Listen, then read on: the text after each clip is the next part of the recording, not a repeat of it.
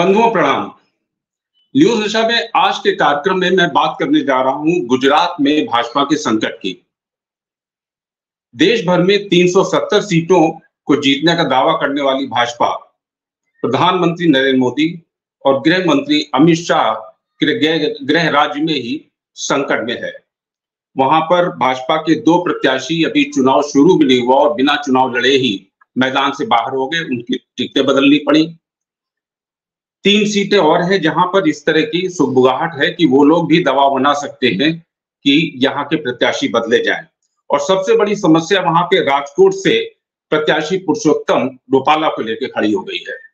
पुरुषोत्तम रूपाला को भी हटाने का दबाव है क्योंकि उन्होंने एक ऐसा बयान दे दिया जिससे कि वहां के या गुजरात के राजपूत उनसे बहुत नाराज हैं। हमारे साथ इस चर्चा में जुड़े हुए हैं दिल्ली से राजनीतिक विश्लेषक प्रोफेसर अखिल स्वामी और अहमदाबाद से जर्नलिस्ट गोपी मनियार। हम सबसे पहले अहमदाबाद, क्योंकि गुजरात की स्थिति पे हम लोग बात कर रहे हैं तो गुजरात चलते हैं। अहमदाबाद में गोपी मनियार के पास। गोपी जी, क्या स्थिति है भाजपा की वहां पे? किस तरह का संकट मंडरा रहा है? बिल्कुल, देखिए, भाजपा के लिए इस वक्त गुजरात के जो हालात है वो बेहद ही कह सकते हैं कि नाजुक हालात से भाजपा गुजर रहा है। ऐसा नहीं है भारतीय जनता पार्टी को कोई नुकसान झेलना पड़ेगा, लेकिन हाँ, इतना जरूर है कि जो गुजरात भारतीय जनता पार्टी का सुरक्षित गढ़ माना जा रहा था, उसी गुजरात में भारतीय जनता पार्टी इस वक्त सबसे ज्यादा जो क्षत्रिय समाज है उनके गुस्से का शिकार हो रही है। दरअसल जो मंत्री है पुरुषोत्तम रूपाला, उनका एक बयान, उन्होंने ये कहा कि जो क्षत्रिय समाज के लोग थे उन्होंने बेटी रोटी का व्यवहार किया था, तो उस बात को लेकर क्षत्रिय समाज जो है वो बेहद गुस्से में। और सबसे ज्यादा जो बात इस बार हुई है वो ये है कि क्षत्रिय समाज जिस तरीके से आक्रोशित है, कई बार पुरुषोत्तम रूपाला माफी भी मांग चुके हैं, मन से माफी मांग चुके हैं, लेकिन क्षत्रिय समाज उन्हें माफ करने के लिए तैयार नहीं है। क्षत्रिय समाज की एक ही मांग है कि पुरुषोत्तम रूपाला का जो टिकट है वो रद्द होना चाहिए, मतलब कि उनको राजकोट से वो चुनाव नहीं लड़ने चाहिए। यही मांग के साथ पूरे गुजरात के अंदर आज तो CR पाटिल का द्वारिका में जो नया भारतीय जनता पार्टी का कार्यालय खुला, उसका जब इनॉग्रल करने के लिए वहां पे पहुंचे थे तो वहां पे भी क्षत्रिय समाज के लोग बड़ी तादाद में पहुंच गए और जमकर क्षत्रियों ने उनका विरोध किया, काले झंडे दिखाए। शायद ये गुजरात के अंदर हम कह सकते हैं कि इतनी बड़ी तादाद में लोग खुल के भारतीय जनता पार्टी का विरोध करें, ये पहली बार देखने गया। सुबह से काफी ज्यादा आज जो क्षत्रिय समाज को लेकर चहल पहल देखने मिल रही। इस वक्त जब हम बात कर रहे हैं, यहाँ पे जो राजकोट में कम से कम 10 से 15 हजार क्षत्रिय समाज के जो लोग हैं वो इकट्ठे हुए हैं और वो लगातार ये मांग कर रहे हैं कि रूपाला को हटाया जाए। यहाँ तक कि जो क्षत्रिय समाज के अग्रणी है उन्होंने तो ये तक कह दिया है कि अगर लॉ एंड ऑर्डर सिचुएशन बिगड़ती है तो इसके लिए जिम्मेदार सिर्फ और सिर्फ सरकार रहेगी। देखिए, लॉ एंड ऑर्डर सिचुएशन, क्योंकि गुजरात ने पाटीदार आंदोलन को देखा है और पाटीदार आंदोलन के बाद अब क्षत्रिय अपनी बात पे अड़े हुए हैं। यहाँ तक कि आज तो जो महिलाएं हैं, क्योंकि उन्होंने 48 आवर्स का एक अल्टीमेटम दिया था, वो आज खत्म हो गया। वो जौहर करने के लिए कमलम ऑफिस जा रही थी तो उनको पुलिस ने हिरासत में ले लिया। यहाँ तक कि करनी सेना के जो राष्ट्रीय अध्यक्ष है मकरानी, वो यहाँ पर आए हुए थे, उनको भी हिरासत में ले लिया गया है। तो सिचुएशन अगर देखने जाए तो क्षत्रिय समाज के एंगल से ही ये बहुत ही ज्यादा हम कह सकते हैं कि बीजेपी के लिए टेंशन वाली सिचुएशन है, क्योंकि उनकी एक ही मांग है कि रूपाला को रद्द किया जाए। रूपाला ने अब तक जो है 2 से 3 बार माफी भी मांगी है। यहाँ तक कि CR पाटिल जो गुजरात भारतीय जनता पार्टी के अध्यक्ष है, वो तो हाथ जोड़कर उन्होंने माफी मांगी, बावजूद उसके कहीं पर भी बात नहीं बनी है। और ये क्षत्रिय समाज की बात हो गई। अगर हम वैसे बात करें गुजरात में भारतीय जनता पार्टी की सिचुएशन की, तो साबरकांठा में भी इसी तरीके का विरोध देखा जा रहा है। वडोदरा के हालात बताऊं तो वडोदरा में जो पहले रंजनबेन भट्ट थी, जो सांसद है, करंट सांसद है अभी, उनकी जगह पर दूसरे को टिकट दिया गया, उनका नाम पहले डिक्लेयर किया गया, उसके बाद इतना ज्यादा विरोध हुआ कि वहां की जो महिला मोर्चा की जो लेडी है उनको सस्पेंड कर दिया गया 6 साल के लिए। उसके बाद रंजन भट्ट को बदला गया। यहाँ तक कि वलसाड़ में पत्रिका कांड शुरू हो गया है, जो उम्मीदवार है धवल पटेल उनके खिलाफ ये पत्रिका कांड हो रहा है। साथ ही साबरकांठा में जो भिखाजी ठाकुर को टिकट दिया था भारतीय जनता पार्टी ने, उसकी जगह पे एक महिला को टिकट दे दिया। जो महिला को टिकट दिया है वो तो उसके 3 दिन पहले सरकारी प्राइमरी स्कूल की टीचर थी और उनके पति ने कांग्रेस छोड़कर भारतीय जनता पार्टी ज्वाइन किया था, वो भी 2022 में। और ऐसे शख्स को वहां पे उनकी वाइफ को टिकट दे दिया गया जो प्राइमरी मेंबर भी नहीं थी, उसको बाद में प्राइमरी मेंबर बनाया गया। उसके बाद जबरदस्त वहां पे विरोध शुरू हो गया। इतना जबरदस्त विरोध हुआ कि कमलम के गेट को बंद करना पड़ा और वहां पे जो भारतीय जनता पार्टी के कार्यकर्ता थे, विरोध ज्यादा है, विरोध ज्यादा है। मैं आपसे ये जानना चाह रहा हूँ बहुत ही ज्यादा कि वडोदरा और बनासकांठा 2 जगह पे ऑलरेडी भाजपा वहां पे अपने प्रत्याशी बदल चुकी है। अगर इतना ज्यादा विरोध है और पुरुषोत्तम रूपाला का विशेषतर पुरुषोत्तम रूपाला खिलाफ, तो पुरुषोत्तम रूपाला को भी बदल कर उनकी जगह कोई दूसरा अगर प्रत्याशी ले जाए तो भाजपा को इसमें क्या जा रहा है? इतना भाजपा की क्यों रिजिड है? देखिए, पुरुषोत्तम रूपाला को बदलना मतलब आप समझे कि गुजरात के अंदर सबसे सीनियर नेता है और पुरुषोत्तम रूपाला के लिए ये कहा जाता है कि पुरुषोत्तम रूपाला तो मुख्यमंत्री के उम्मीदवार थे और उनकी जो काबिलियत है या पाटीदार समाज के चेहरे हैं। अब देखिए, यहाँ पे भी सबसे अहम बात यह है कि पुरुषोत्तम रूपाला के समर्थन में पाटीदार आने लगे और पाटीदार जो है, देखिए बीजेपी को ये कभी नहीं वहां पे हम कह सकते हैं कि बैर कर पाएगी बीजेपी की पाटीदार उनसे नाराज हो जाए। अगर रूपाला को हटाया गया तो पाटीदार नाराज हो जाएंगे, जिसका खामियाजा उनको 1 सीट नहीं कम से कम 6 से 7 सीट पे भुगतना पड़ेगा। क्षत्रिय इस वक्त नाराज है, लेकिन अगर पाटीदार इकट्ठे हो जाते हैं तो क्षत्रियों की नाराजगी का ज्यादा फर्क बीजेपी को सीट में नहीं देखने मिलेगा। लेकिन अगर पाटीदार नाराज हो जाते तो उसका असर जो है वो सौराष्ट्र से लेके दक्षिण गुजरात तक हर सीट पे देखने मिलेगा। और इस तरीके से सबसे महत्वपूर्ण कहेंगे कि हम लोगों को जो सबसे बड़ी सरप्राइजिंग लगती है यहाँ से जब हम लोकल रिपोर्टिंग करते हैं तो पहली बार शायद ऐसा हुआ होगा, क्योंकि पाटीदार आंदोलन जब हुआ तो पाटीदार आंदोलन में भी बहुत ही ज्यादा उस वक्त गृह मंत्री अमित शाह जो थे वो काफी ज्यादा इन्वॉल्व हुए थे आंदोलन को शांत करने के लिए।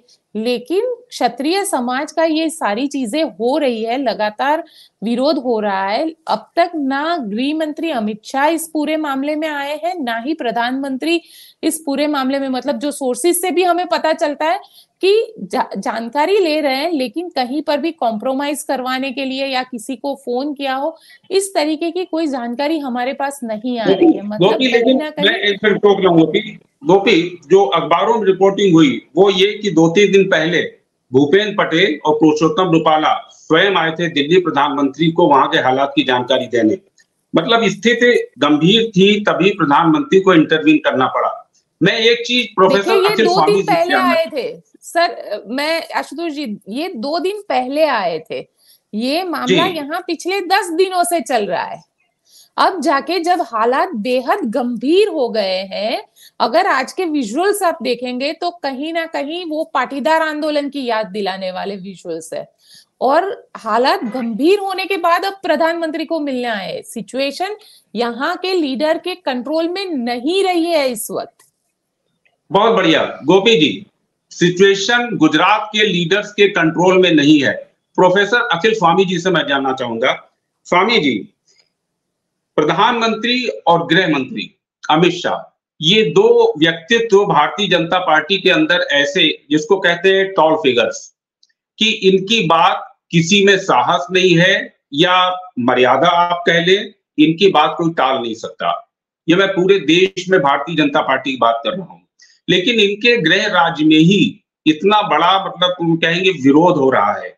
आखिर मतलब ये चुनौती जो है, भाई जाहिर सी बात है कि अमित शाह और प्रधानमंत्री जो पार्टी ने कैंडिडेट डिक्लेयर कर दिए वो उनके साथ ही होंगे। उसके बावजूद तो माना जा रहा है उनकी सहमत से ही डिक्लेयर हुए हैं और पार्लियामेंट्री पार्टी या बोर्ड उससे ये टिकट जो है फाइनल होते हैं, उसके बाद विरोध हो रहा है। तो क्या इसका मतलब ये नहीं है कि गृह मंत्री और प्रधानमंत्री को भी नहीं सुनी जा रही है उनके गृह राज्य में ही? नहीं आशुतोष जी, आपकी बात से मैं सहमत नहीं हूं कि माननीय मोदी जी की और अमित शाह जी की बात टालने की कोई हिम्मत नहीं करता। हिमाचल प्रदेश में भी एक नेता को माननीय मोदी जी ने फोन किया था और उसने चुनाव से हटने से इनकार कर दिया था। कर्नाटका के अंदर ईश्वरप्पा ने स्पष्ट रूप से कह दिया है, मोदी जी ने उन्हें फोन किया था, उनसे बात की थी, चुनाव से हटने से इनकार कर दिया है। और डिप्टी चीफ मिनिस्टर थे सदानंद गौड़ा, चीफ मिनिस्टर थे, और उन्होंने संन्यास ले लिया है राजनीति से, लेकिन विरोध किया है। तो ये कहना सही नहीं है कि मोदी जी का और अमित शाह जी का कोई विरोध नहीं करता। विरोध आज पूरे हिंदुस्तान में हो रहा है, नंबर एक। नंबर दो, ये सवाल केवल गुजरात का नहीं है। राजपूत समाज पूरे उत्तर भारत में बहुत ज्यादा मजबूत समाज है। राजस्थान के अंदर है, हरियाणा के अंदर है, उत्तर प्रदेश के अंदर है, बिहार के अंदर है। और राजपूत समाज की ये जो चिंगारी है, जो खबर है, ये पूरे नॉर्थ बेल्ट में फैल गई है। दूसरी बात यह है कि ये वो समाज हैं जो समाज बीजेपी के साथ पूरी तरह से हैं। आज भी उत्तर प्रदेश में, हरियाणा में ब्राह्मण, राजपूत और वैश्य, ये इनका बिल्कुल वोट बैंक है। आप बैकवर्ड्स में भी डिवीजन है, शेड्यूल कास्ट शेड्यूल ट्राइब में डिवीजन है, मुसलमान और क्रिश्चियन और सिख वोट इस बार मिलने वाले नहीं है। ये सबसे बड़े वोट बैंक से अगर वोट कटते हैं तो आप जरा एक स्थिति की कल्पना कीजिए। राजस्थान में पिछली बार इलेक्शन हारे थे केवल राजपूतों के ऊपर हुए अत्याचारों से, और इतनी अभद्र टिप्पणी राजपूतों के बारे में। देखिए, राजपूत एक बड़ी वीर कौम है, और चाहे गुजरात में उनकी संख्या पाटीदारों से कम हो, लेकिन राजस्थान में आज की तारीख में जैसे जाट जो हैं वो कांग्रेस का मेरुदंड है, वैसे ही राजपूत जो हैं बीजेपी का मेरुदंड है। और गुजरात नहीं, एक सेकंड में स्वामी जी, मैं गोपी जी से जानना चाहूंगा, वहां पे वोट परसेंटेज कितना है पाटीदार और राजपूतों के बीच में? गोपी, देखिए, वोटिंग परसेंटेज में अगर देखने जाते हैं तो ज्यादा इम्पैक्ट कहीं पर भी नहीं आता है। अगर ओवरऑल देखने जाए तो राजपूतों का वोटिंग परसेंटेज करीब 11 से 15% के बीच में है, तो उसका इम्पैक्ट, लेकिन वो कॉन्सेंट्रेटेड नहीं है, वो किसी भी सीट पर कॉन्सेंट्रेटेड नहीं है। 18-19 है पाटीदार 18-19 है, लेकिन पाटीदार बहुत ज्यादा कॉन्सेंट्रेट है। आप देखें, वो एक जगह पर एक इलाके में रहते हैं, वो उनके पॉकेट से, पाटीदार पॉकेट से, पाटीदार सिटीज हम कह सकते हैं, तो वो वोटिंग परसेंटेज पे उनका इम्पैक्ट होता है। क्षत्रियों का जो इम्पैक्ट है वो हर सीट पर नहीं होता है। हालांकि वोटिंग परसेंटेज में अगर देखने जाए तो राजकोट में कम से कम 11 से 12% है। फिर अगर पोरबंदर की बात की जाए, पोरबंदर सीट की बात की जाए, तो वहां पे 9 से 10% वोटिंग परसेंटेज में है। सुरेंद्र नगर में 9 से 10% पे आते हैं। अहमदाबाद शहर की अगर बात करूं तो 7 से 8% पे आते हैं, लेकिन इतने ज्यादा कॉन्सेंट्रेटेड नहीं है। हालांकि अगर ये स्थानीय चुनाव होते तो इसका इम्पैक्ट ज्यादा होता, क्योंकि अभी लोकसभा चुनाव है और लोकसभा चुनाव 7 विधानसभा सीटों को मिलाकर होता है, तो उसका जो इम्पैक्ट है वो इम्पैक्ट लोकसभा सीट पे इतना ज्यादा नहीं होता है। लेकिन यहाँ पे स्वाभिमान की लड़ाई आ गई है, और ये जो स्वाभिमान की लड़ाई है ये बीजेपी के लिए दिक्कत कर रही है, क्योंकि लड़ाई गुजरात के अंदर तो फिलहाल महिलाओं ने अपने हाथों में ले ली है, और महिलाएं इस वक्त जो क्षत्रियाणी है वो सबसे ज्यादा बाहर निकली हुई है। हालांकि इससे पहले बार भी ऐसा हुआ था कि जो बीजेपी के लीडर्स है, क्षत्रिय लीडर्स, उन्होंने तो यहां तक करवा दिया था कि अपने कार्यक्रम में रूपाला को बुलाकर वहां पे माफी मंगवा दी, सब कुछ करवा दिया। और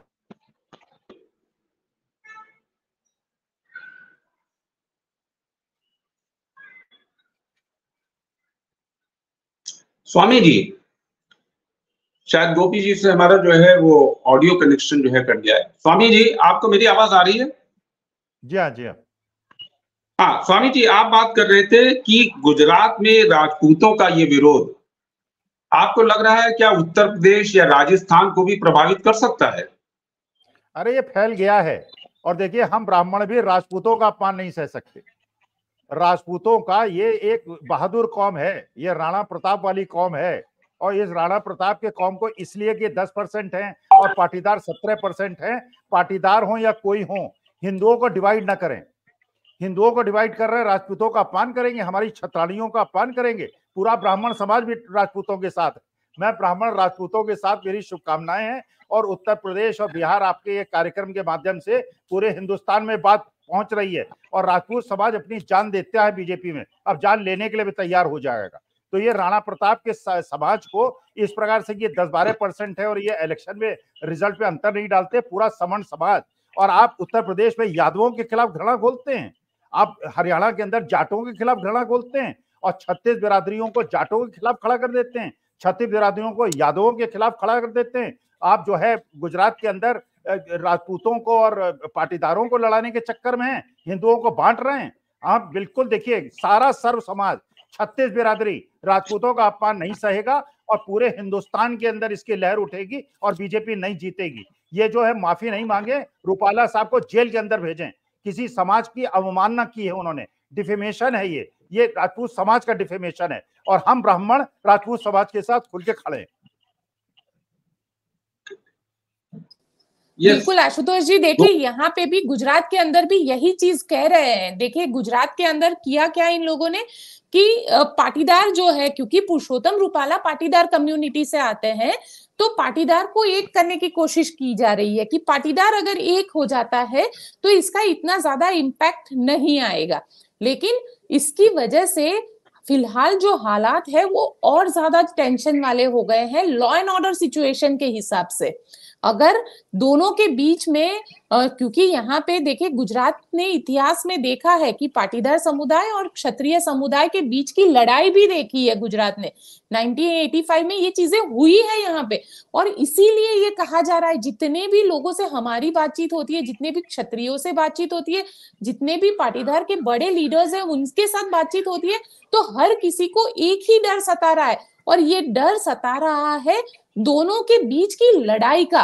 अगर ये लड़ाई होती है तो मान लीजिए ये राजनीति से काफी ज्यादा ऊपर होगी, क्योंकि पॉलिटिकल बेनिफिट करवाने के लिए ये लड़ाई अगर लोग करवा रहे हैं तो कम से कम सोसाइटी में इससे बहुत ही गंदा और भद्दा मैसेज जाएगा, क्योंकि ये लड़ाई लोगों ने पहले देखी है, खून खराबा भी देखा है और सौराष्ट्र में इसका सबसे ज्यादा इंपैक्ट देख रहा है। तो इसीलिए सारे लोग जो है गुजरात में इसी बात को लेकर चिंतित है, क्योंकि पुरुषोत्तम रूपाला पाटीदार है, सारे पाटीदार समुदाय के लोग, कल तो पाटीदार इलाकों में बैनर्स लगे थे कि पाटीदार पुरुषोत्तम रूपाला के साथ।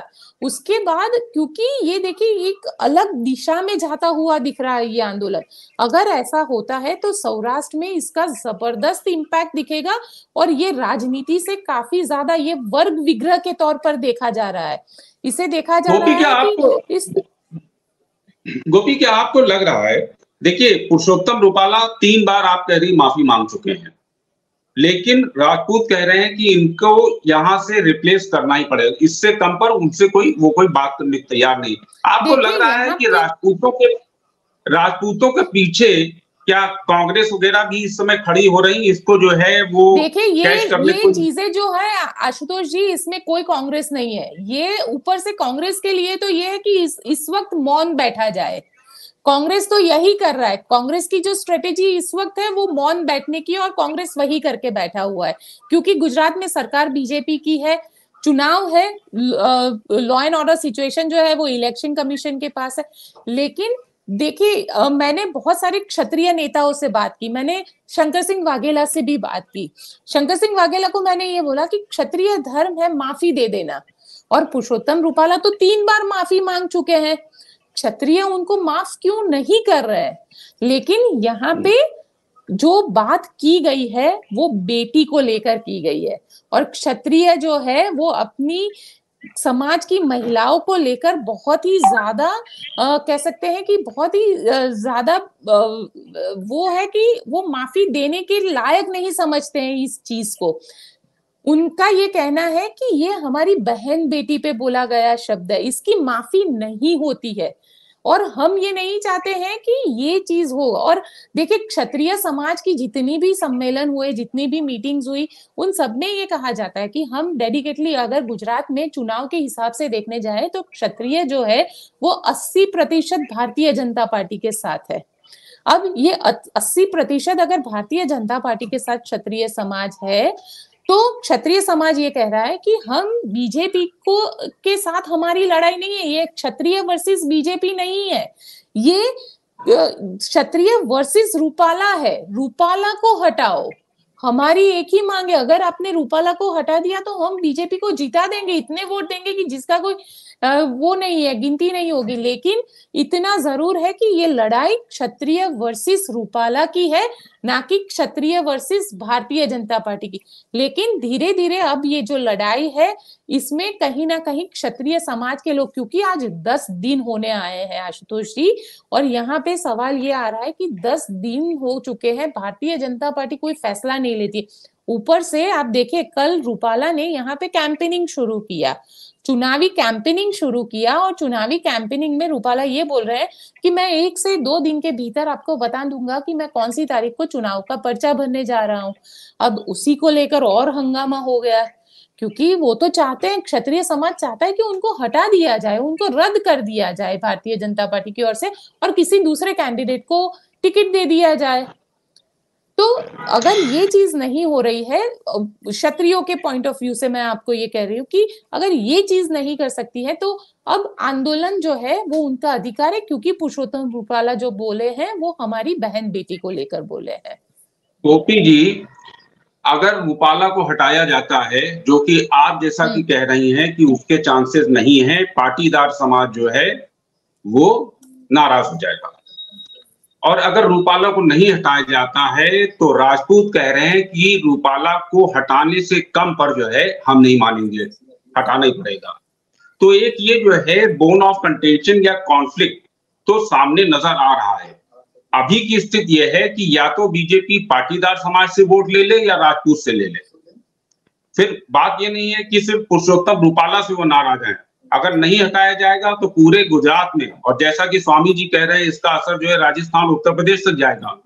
तो दो में से गुजरात से ज्यादा इसका इम्पैक्ट जो है वो उत्तर भारत में सबसे ज्यादा उसका देखने मिलेगा, और सबसे ज्यादा राजस्थान में देखने मिलेगा, क्योंकि करनी सेना अब गुजरात के अंदर आ गई है। और करनी सेना के जो अध्यक्ष है मकरानी करके जो अध्यक्ष है, उनको आज यहाँ पे उनको हिरासत में लिया गया है। आज उन्होंने प्रेस कॉन्फ्रेंस की है, और प्रेस कॉन्फ्रेंस में ये बोला है कि हम ये आंदोलन को देश के हर कोने में ले जाएंगे, क्योंकि क्षत्रिय समाज की जो बहू बेटी है उनके खिलाफ इस तरीके के शब्द बोले गए हैं। तो कहीं ना कहीं क्षत्रिय समाज जो है वो अगर ये नेशनल लेवल पे जाता है, आप देखिए एक दिन पिछले रविवार को एक दिन सोशल मीडिया पे ट्रेंड चला था, राजपूत बॉयकॉट बीजेपी। ये ट्रेंड जो है वो गुजरात से ही शुरू हुआ था, अब ये पूरे देश के अंदर फैल रहा है, और जितना भी ये दूसरे स्टेट के अंदर जाएगा। तो देखिए अगर गुजरात के लिए ये लिमिटेड होता तो बीजेपी को इतना ज्यादा टेंशन लेने की जरूरत नहीं लगती थी, लेकिन अगर ये राजस्थान, दिल्ली, हरियाणा, यूपी, बिहार यहाँ पे जाता है तो बिल्कुल दिक्कत खड़ी कर सकता है। 400 प्लस का जो सपना है वो कहीं उस पे रुकावट आ सकती है। हमारे पॉलिटिकल एनालिस्ट स्वामी जी पहले ही कह चुके हैं कि ये, और आप भी कह रही हैं कि अब ये गुजरात से बाहर भी इसका असर होगा। स्वामी जी, आप एनालिसिस इसमें क्या कर रहे हैं इस समय जो स्थिति है गुजरात में? देखिए 400 पार की बात छोड़ दीजिए, 180 सीटें बीजेपी को मिल जाए तो बहुत बड़ी बात है। और ये हम ब्राह्मण समाज और सर्व समाज, मैं कह रहा हूँ सीरियसली लीजिए। हाँ 400 पार नहीं मतलब ये आप बहुत बड़ी बात कह रहे हैं, मैं इसलिए कह रहा हूँ, मैं सीरियसली ले रहा हूँ, इसीलिए ये मैं वास्तविक स्थिति बता रहा हूँ। और दूसरा ये बता रहा हूँ कि अगर गुजरात के अंदर पाटीदार क्षत्रियों से अधिक हैं, राजस्थान के अंदर अगर कांग्रेस के साथ जाट हैं, गुजर सचिन पायलट की वजह से हैं, तो राजपूत पूरी बीजेपी के साथ हैं। राजपूतों की नाराजगी राजस्थान में एक सीट नहीं लेने देगी। अभी तक 10-12 सीट मिलने की संभावना थी, अब एक सीट नहीं मिलेगी। हरियाणा और उत्तर प्रदेश, वेस्टर्न यूपी के अंदर, पूरे उत्तर प्रदेश के अंदर देखिए क्षत्रिय समाज की बहन बेटियों पे, जैसे जाटों की बहन बेटियों को दिल्ली की सड़कों पे घसीटा गया था, उनका अपमान हुआ था। और हमारी ये नहीं कि हम ब्राह्मण हैं तो हम जाटों और ठाकुरों की बेटी को अपनी बेटी नहीं समझते, ये समाज की बेटियां हैं। और अगर उन पर टिप्पणी की है, रूपाला साहब को जेल भेजा जाए, अवमानना के लिए जेल भेजा जाए। धार्मिक भावना, जाति भावना को भड़काने के लिए जेल भेजा जाए, समाज को बांटने के लिए जेल भेजा जाए। मैं तो क्षत्रिय समाज से कहूंगा गुजरात के, केवल एमपीशिप से उनका टिकट वापस करने की बात मत कीजिए। Rupala should be arrested. नहीं तो आपके नजरिए से अब सोल्यूशन इसमें क्या हो सकता है, आपको क्या लग रहा है? जैसे कि गोपी जी ने बताया, बीजेपी नहीं, पुरुषोत्तम रूपाला को जेल भेज दिया जाए, सॉल्यूशन है। He should be punished. यहाँ पे जरा सी बात पे एक मोदी नाम ले लिया, ललित मोदी, नीरव मोदी का नाम ले लिया, पार्लियामेंट सीट छीन गई, आदमी का मकान छीन लिया गया, उसके सारी सुविधाएं छीन ली गई। इस तरह की अगर कार्रवाई हो रही है एक आदमी पूरे जाति को, और ऐसी जाति जिसने हिंदुस्तान की स्वतंत्रता संग्राम में क्षत्रिय समाज ने योगदान दिया है, उस समाज का अपमान, और हम कोई समाज नहीं सहेगा। पूरा समाज 36 बिरादरी ठाकुरों और राजपूतों के साथ है, और ये न समझे कि वो 70% है, ये 10-12% है। देखिए, किसी के बहन बेटियों के साथ अपमान, हिंदुओं को बड़ा जोड़ने की बात करते हैं, ये हिंदुओं को तोड़ रहे हैं। ये जहां इन्होंने 4 आम आदमी पार्टी के नेताओं को जेल भेजा, उसमें 2 राजपूत हैं, उसमें एक बनिया है, एक जैन है। कहां हिंदू समाज के लोग हैं ये? किस हिंदू समाज के समर्थन की बात करते हैं? चारों हिंदुओं को बंद किया है, 2 ठाकुरों को बंद किया है। तो राजपूतों का अपमान हम लोग सहन नहीं करेंगे। उत्तर प्रदेश में भी घर घर में जाके लोगों को जगाएंगे। ये लोग कभी जाटों को परेशान करते हैं, कभी यादवों को करते हैं, कभी दलित को परेशान करते हैं, आदिवासियों के चेहरे पे पेशाब करते हैं। इन लोगों को 180, तो मैंने बड़ी बात कह दी, इस घटना के बाद 100 सीटें क्रॉस नहीं करने देंगे। चलिए, आज हम अपने इस कार्यक्रम या चर्चा का यहीं पे समापन करते हुए फाइनली ये कहना चाहूंगा, हमारे साथ राजनीतिक विश्लेषक स्वामी जी थे और अहमदाबाद से पत्रकार गोपी मनियार। भाजपा गुजरात में इस समय संकट में है, और ये संकट बढ़ता हुआ दिख रहा है उत्तर प्रदेश या दूसरे अन्य राज्यों में। ये भाजपा को ही वहां पे वो कैसे इस संकट से निपटती है, अभी फिलहाल कोई सलूशन भाजपा को भी दिखाई नहीं दे रहा है। एक डेडलॉक की स्थिति बनी हुई है, आगे देखेंगे भाजपा इससे कैसे निपटती है। आप सभी का धन्यवाद, प्रोफेसर अखिल त्याग स्वामी जी का और गोपी मनियार जी का प्रणाम। और आप हमसे जुड़े रहने के लिए सब्सक्राइब करें YouTube पर, फॉलो करें Twitter पर और लाइक करें Facebook पर। और ज्यादा जानकारी के लिए आपको टाइप करना होगा सिर्फ न्यूज़ नशा।